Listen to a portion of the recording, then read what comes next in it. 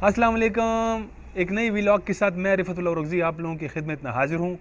आज हम अफ़गानिस्तान पे बात करेंगे और वहाँ एक बड़ी अच्छी पेशरफ्त हुई है। दोहा में जो अफ़गान तालिबान और अफ़गान गवर्नमेंट के दरमियान जो एक डेडलॉक की सूरत हाल थी वो हल हो गई है। और आज जो है ऐसी इतलात हैं कि वो पहली मरतबा जो है वो दोनों फ़रीक़ैन बैठ के एजेंडे पे बात करेंगे। तो ये क्या डेडलॉक थी इस पर भी हम बात करेंगे और जो आने वाला सिनेरियो है वो क्या होगा, तो इस पे आज हम बात करेंगे। हिज़्ब मामूल तज़ीम में मेरे साथ देंगे जनाब डॉक्टर सैयद इरफान अशरफ साहब। डॉक्टर साहब, जैसे कि इब्तिदाई में मैंने ज़िक्र किया कि एक डेडलॉक की सूरत हाल थी लेकिन वो अब हल हो गई है। अगर जो उस पर फार्मली किसी ने बात नहीं की है कि क्या मतलब वो जो मसाइल थे वो क्या थे, लेकिन जैसे हम मीडिया से सुन रहे हैं कि वो जो तालिबान के दो शराइत थे कि एक जो अफ़गान गवर्नमेंट के साथ वो जो मुज़ाकरात करेंगे, वो जो दोहा में उनका मुआहदा हुआ था अमेरिका के साथ, उसके तनाजुर में होगा।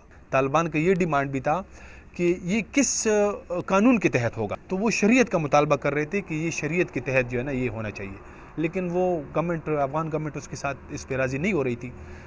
2 महीने तक ये मसला चलता रहा, अब बलाखिर जो है वो हल हो गया है। और ये इतलात हैं कि अब इस मसले को उन्होंने इस तरह देखना है कि अगर ये मुज़ाकरात में कोई अगर तातुल आता है तो सबसे पहले उसको जो है ना वो अब जो दोहा में अमेरिका और तालिबान के दरमियान मुआहदा हुआ है उसके तनाजुर में देखा जाएगा। लेकिन फिर भी अगर मसला हल नहीं होता तो फिर ये दोनों फ़रीक़ैन बैठ के आपस में इसको मुज़ाकरात के ज़रिए से हल करने की कोशिश करेंगे। लेकिन अगर फिर भी जो है ना ये मसला हल नहीं होता है तो फिर ये दोनों फ़रीक़ैन जो है अफ़गान अवाम के पास जाएंगे। अफ़गान अवाम के पास जाना जो है ना वो जैसे लोहे जरगा है। लोहे जरगा जैसे आपको पता होगा कि अफ़गानिस्तान के कानून में भी उसको प्रोटेक्शन हासिल है। तो इसमें अब जो सवाल बनते हैं, एक तो सबसे पहले जो है एक बड़ी ये मतलब अच्छी या मुस्बत पेशरफ्त ये है कि तालिबान पहली मरतबा जैसे उन्होंने एक किस्म का वो जब अफ़गान गवर्नमेंट के साथ मुज़ाकरात करेंगे तो जैसे वो उनको तस्लीम भी कर रहे हैं। तो पहले इस पे बात करते हैं कि आप जो ये डेडलॉक ख़त्म हुआ है इसको कैसे देख रहे हैं आप? यकीनन मेरे लिए रिफ़त काफ़ी खुशाइंद बात है। जैसे आप शुरू में बता रहे थे कि पेशरफ्त हुआ है, तो अफ़गानिस्तान और पेशरफ्त दो मुख्तलिफ़ अल्फाज लगते हैं, क्योंकि इस मुल्क में जो डेडलॉक है वो काफ़ी अरसे से है। और बिलखसूस जब ये दोहा मुज़ाकरात के बाद जो सिचुएशन क्रिएट हुई थी अमेरिका में, जो जो बाइडन का मुंतखब होना, फिर यहाँ पे एक गू न गू सिचुएशन थी, तो हमें लग रहा था कि अब पेशरफ्त नहीं हो सकेगी उस तरह। लेकिन जो अभी रिसेंटली ख़बर आपने भी शेयर की और ये ख़बरें आ रही हैं, तो ये पॉजिटिव ख़बर है। इसमें जो 3 एस्पेक्ट्स आपने बयान किए, मुझे जो अब मैं सवाल की तरफ आऊँगा कि मुझे जो सबसे अहम लगता है वो ये है कि लोगों के पास जाना, लोया जरगा के पास जाना। हमें पहले भी ये ख़दशा था कि ठीक है, मुज़ाकरात अफ़गान हुकूमत और तालिबान के दरमियान होंगे, किस फ्रेमवर्क के तहत होंगे। अगर शरीयत के फ्रेमवर्क के तहत होंगे तो देखिए अफ़गानिस्तान में तो अहले तशी भी रहते हैं, ठीक है ना, हज़ारा पूरा अहले तशी बेल्ट है, उज़्बक हैं, ताजिक हैं, तो मुख्तलिफ़ एथनिसिटी से बिलोंग करते हुए लोग रहते हैं। तो जो तालिबान का शरीयत का जो की बात है, मेरा नहीं ख्याल कि उस पर सब एग्री करेंगे उसके साथ, क्योंकि और शरीयत भी कोई मुख्तस नहीं है। कौन सी शरीयत, मतलब किस तरह, कोई आइन तो नहीं है कि जिसके नीचे आप बात करें। आप ना बात कर रहे हैं हाँ, सबसे पहले इन्होंने अहले तशी ने इस पे इतराज़ किया था। बिल्कुल। देखिए, सबसे पहली बात ही तालिबान की तरफ से मेरा ख्याल में वो सबके लिए बायस एतराज़ इस बात भी होगी कि कौन सी शरीयत, मतलब किस मसलक की शरीयत पे बात करें। तो ये तो एक बात है। अगर तालिबान राज़ी होते हैं कि हम बात करते हैं कि ठीक है, अगर शरीयत न सही तो फिर उसके नीचे जो बातें होंगी, देखिए अमूमी तौर पे तो सारे मुसलमान हैं उस रीजन में रहते हैं ज़्यादातर, तो वो शरीयत के नीचे भी अगर बात कर सकते हैं, लेकिन कुछ बहुत सी बातें ऐसी होंगी जो अहले तशी को मंजूर नहीं होंगी, कुछ बातें उज़्बक को नहीं जो है ना वो काबिल कबूल होंगी। तो फिर दूसरा जो फ्रेमवर्क है वो है कॉन्स्टिट्यूशनल फ्रेमवर्क, कि अफ़गान हुकूमत या उनका जो एक फ्रेमवर्क है पॉलिटिकल फ्रेमवर्क, उसके नीचे बात करेंगे। ये दूसरा जो तालिबान की तरफ से एक लीनियंसी है या लचक है, हमें नज़र आती है कि दोनों फ़रीक़ैन में ये लचक है। फिर इससे और जो सबसे खुशाइंद बात है, वो फिर एक तीसरा फ्रेमवर्क भी है, वो है डेमोक्रेटिक फ्रेमवर्क, जिसको आपने बात की उसकी लोया जरगा की। मेरे ख़्याल में अफ़गान कॉन्टेक्स्ट में देखते हुए, हिस्ट्री में देखते हुए, ये एक डेमोक्रेटिक फोरम है कि लोगों को या वहाँ के मशरान को बुलाना और उनके सामने एक इशू रखना। तो یہ ایک اسپیکٹ نہیں ہے، یہ 3 اسپیکٹس سے اس چیز کو دیکھنا چاہیے کہ جو ڈیڈ لاک ہے ان کو 3 طرح سے ریزالو کرنے کی کوشش کی جا رہی ہے، جو میرے خیال میں خوش آئند ہے، ڈیموکریٹک ہے، اور اس پہ راضی نامہ ہو سکتا ہے ان 2 فریقین کا. لیکن جو تیسری اہم بات ہے وہ یہ ہے کہ کیا آیا یہ 2 فریق جو ہیں یہ ایشو ان کے درمیان ہے.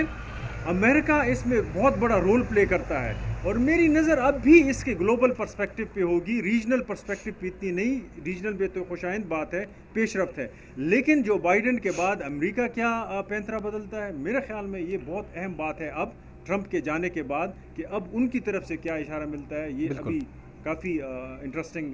ابھی تک جو ہے نا امریکہ کی طرف سے ایسے جو بائیڈن ابھی تو اس نے حلف بھی نہیں لیا ہے، لیکن اس سے پہلے بھی اس کی طرف سے کوئی ایسے واضح یا اس کی ٹیم کی طرف سے ایسے کچھ مطلب بیانات یا نہیں آ رہے ہیں، تو سب لوگ اس کی طرف دیکھ رہے ہیں.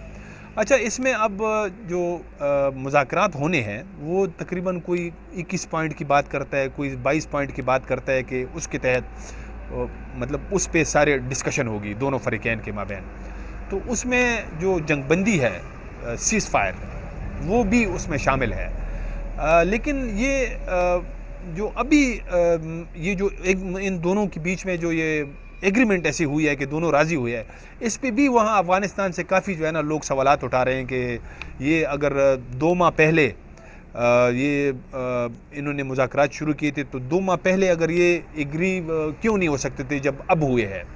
تو اس پہ وہ طالبان کی طرف اشارہ کرتے ہیں کہ ان کو کیا ہاتھ آ گیا ہے، بیچ میں اتنے 2 ماہ میں اتنے سارے لوگ ہلاک ہوئے ہیں، اگر یہ 2 ماہ پہلے ہو سکتا تھا تو پھر کیوں اتنا مطلب اس میں ڈیلے کیا گیا، اس میں کیوں اتنے زیادہ جو ہے نا وہ اس کو طول دیا گیا. تو اس سے یہ ہے کہ دوسری طرف پہ جو ہے نا وہ لوگ وہاں پہ سیکیورٹی کی صورتحال ٹھیک نہیں ہے، مسلسل لوگ جو ہے نا وہ ہلاک ہو رہے ہیں.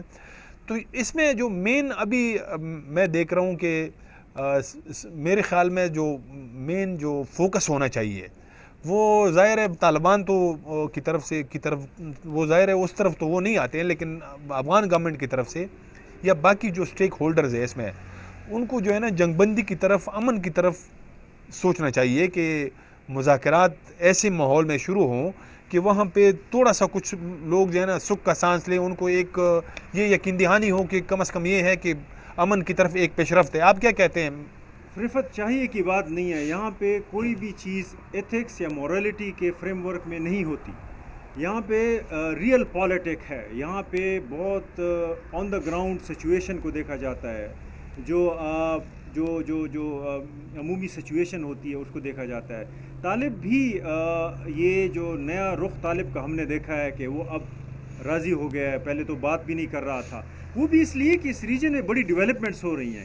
ایک طرف اگر دیکھیں نا کہ چائنا اس پوری ریجن میں جو اکنامک سیناریو چائنا ڈیولپ کر رہا ہے، میں دوبارہ کہوں گا کہ جس کے ہاتھ میں بندوق ہے، اب یہ سچویشن اس کے لیے موافق نہیں ہے.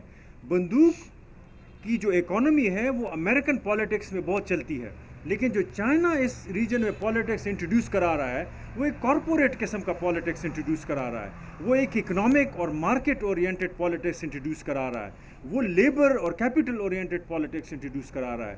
وہ بندوق ہتھیار کی پالیٹکس اس لیے نہیں ہو سکتی کیونکہ وہ امن کے لیے سب سے زیادہ دھچکا ہوتا ہے. تو امریکہ کی جو پالیٹکس ہے اس میں ملٹرائزیشن ایک سینٹرل کارنر ہے ان کی پالیسی کا. تو ایک طرح تو ہم نے دیکھا کہ ٹرمپ کے آنے کے بعد بھی ملٹرائزیشن پہ ان کا فوکس اس طرح نہیں رہا، اسی لیے تو یہ ایگریمنٹ ہو سکا. دوسری بات یہ ہے کہ چائنا کے عمل دخل کے بعد بھی ملٹرائزیشن اس ریجن میں اس طرح نہیں پنپ سکتی.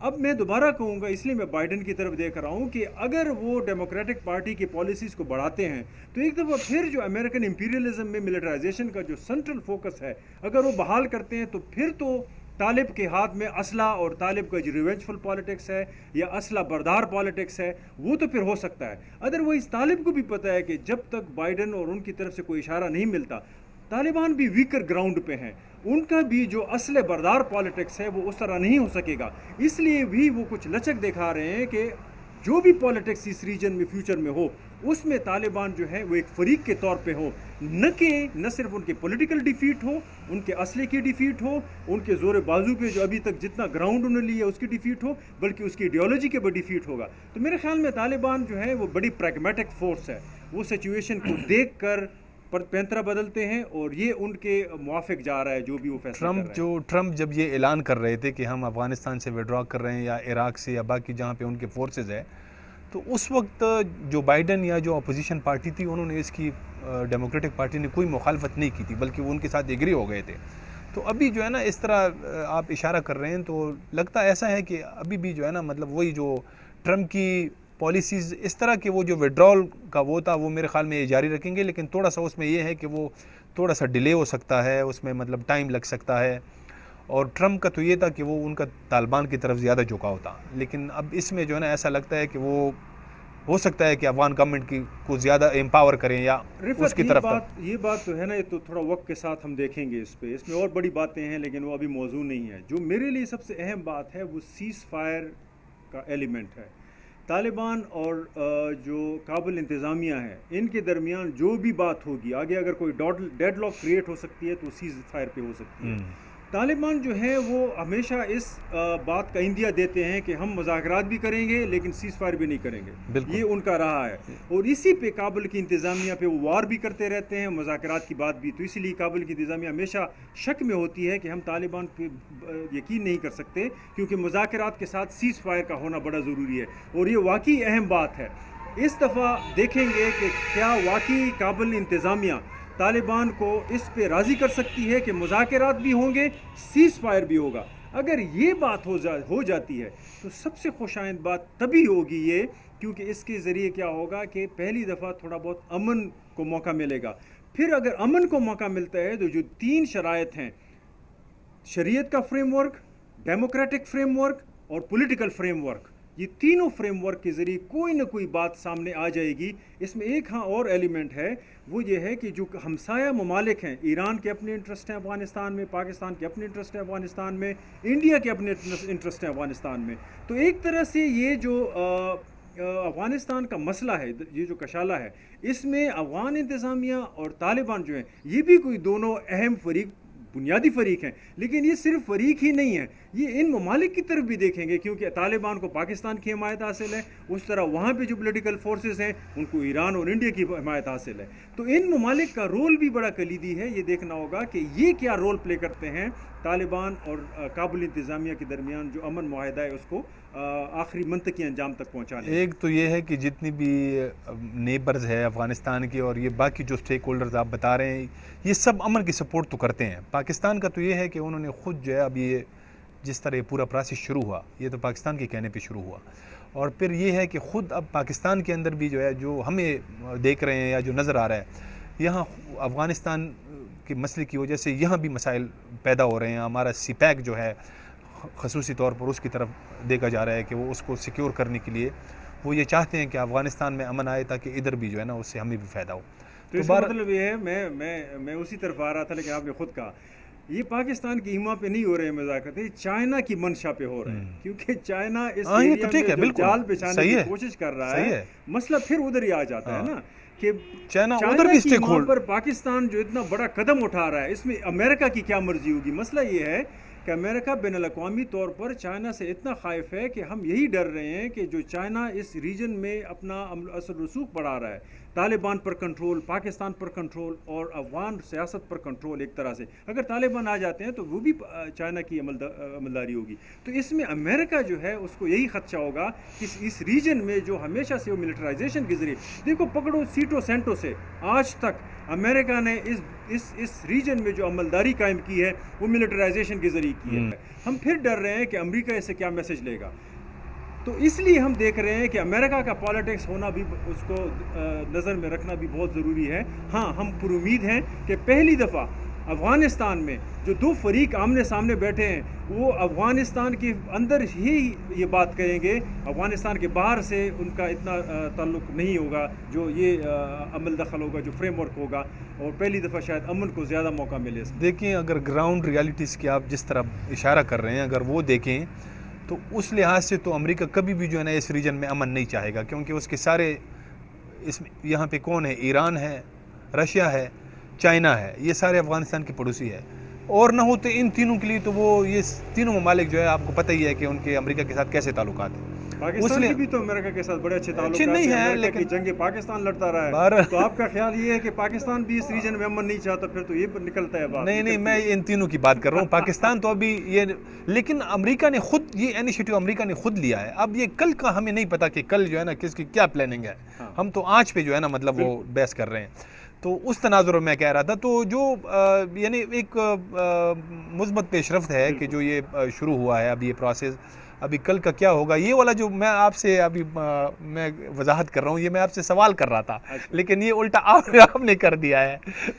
بہرحال اب یہ جو مطلب کافی مسائل ہے یہاں پہ، وہ یہ ریجن جو ہے اتنا آسان نہیں ہے، یہاں پہ امن کا قیام جو ہے وہ اتنا ایزی نہیں ہے. آپ کے سوال کا جواب میں پہلے سے ہی دے دیتا ہوں. میرے لیے سب سے خوشائند بات یہ ہے، میں نے دوبارہ آپ کو کہوں گا کہ طالبان اور افغانستان کی حکومت ایک جگہ بیٹھے بات کرے، افغانستان کے مسئلے کا حل ریجنل پالیٹکس یا گلوبل پالیٹکس میں نہ ڈھونڈے، بلکہ افغانستان کی سرزمین پر رہتے ہوئے اس کا حل ڈھونڈے. اور یہ تینوں فریم ورک، جیسے پہلے طالبان نے شریعت کا جو ہے نا وہ لگایا تھا کہ اس کے نیچے دیکھیں گے، اب یہ دو فریم ورک زیادہ ہو گئے ہیں، تو میرے خیال میں یہ بات امن کی طرف بڑھے گی.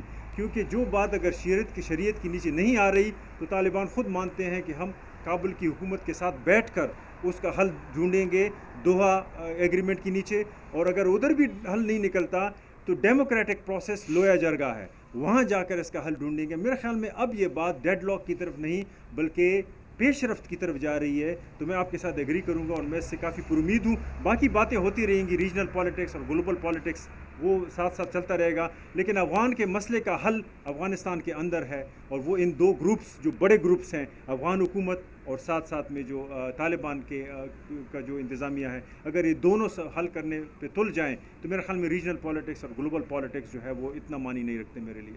بہت شکریہ ڈاکٹر صاحب. اس کے ساتھ ہی اس ولاگ کا اب اختتام ہوتا ہے. میرے خیال میں یہ پھر تھوڑا سا جو ہے نا وہ لمبا ہو گیا ہے، لیکن ہم کوشش کریں گے کہ ساتھ جو ہے نا اس کو 10-11 منٹ تک لے آئیں. تو اجازت دیجیے، خدا حافظ.